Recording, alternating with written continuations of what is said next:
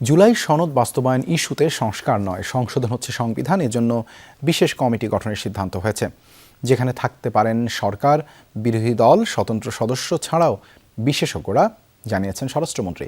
তবে কমিটিতে সমান সংখ্যক সদস্য রাখার আহ্বান জানিয়েছেন বিরোধী দলীয় নেতা। এর আগে অধিবেশনে জুলাই সনদ বাস্তবায়ন আদেশকে অন্তর্বর্তী সরকারের অন্তহীন প্রতারণার দলিল বলে মন্তব্য করেন স্বরাষ্ট্রমন্ত্রী।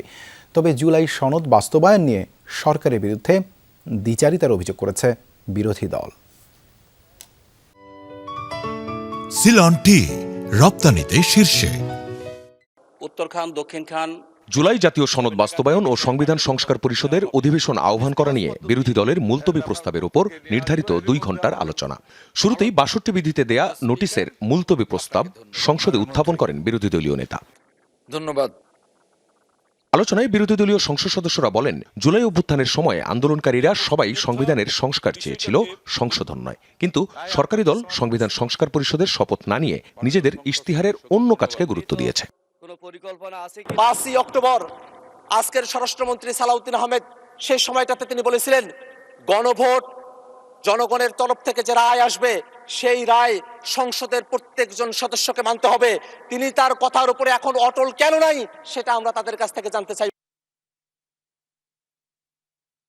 সরকার দলের সদিচ্ছার বিষয়ে তারা 2/3 মেজরিটি পেয়েছেন।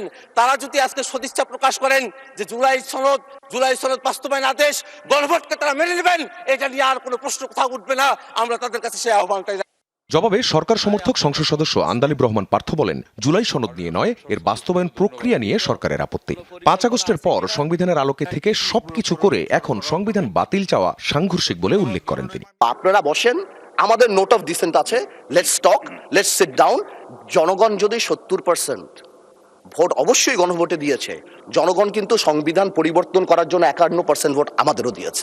এনসিপি যে আমাদের দল, আমাদের হিরোরা যারা যুদ্ধ করেছেন, যারা এখানে আছেন, তাদেরকে বলে দিই, আপনারা জেনজিকে রিপ্রেজেন্ট করেন, জামাত জেনারেশন হয়ে যান। স্বরাষ্ট্রমন্ত্রী সালাউদ্দিন আহমদ বিরোধী দলের সংসদ সদস্যদের তোলা পয়েন্টগুলো খুঁটিয়ে খুঁটিয়ে ব্যাখ্যা করেন, তুলে ধরেন সাংবিধানিক দিকগুলো। রাষ্ট্রপতিকে দিয়ে এখতিয়ারের বাইরে আদেশ জারি করিয়ে অন্তর্বর্তী সরকার প্রতারণা করেছে বলে সংসদকে জানান তিনি।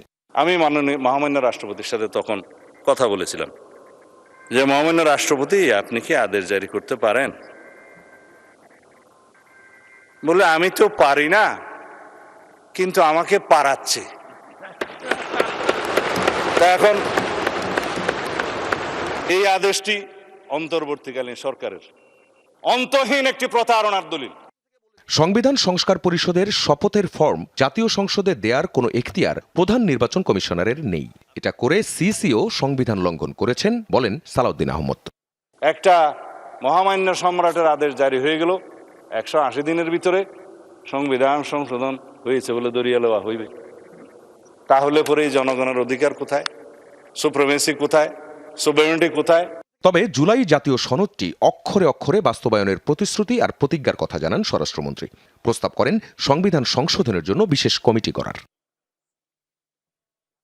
বিরোধী দলীয় নেতার আহ্বান, সমান সংখ্যক সদস্য নিয়ে কমিটি করতে হবে। একটা কমিটি আপনি যদি উত্তম মনে করেন আপনি করে দিতে পারেন, তবে সেখানে আমাদের আহ্বান থাকবে যে 2 দিক থেকেই সমান সংখ্যক সদস্য নিয়ে যেন ওই কমিটি গঠিত হয়। তাইলে আমরা সেখানে আমাদের মতামত সুন্দরভাবে দিতে পারবো। এখানে সংখ্যাগরিষ্ঠতার ভিত্তিতে যদি কোনো কমিটি গঠন হয়, তাহলে এখন যেমন এখানে ডিবেট হচ্ছে, তখনও সেখানে ডিবেট হবে।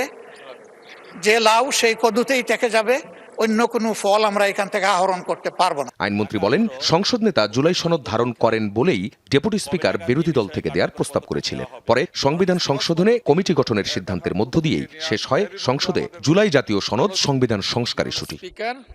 আপনাকে ধন্যবাদ। মাননীয় মন্ত্রী। আখলাকুস সাফা, যমুনা নিউজ, ঢাকা।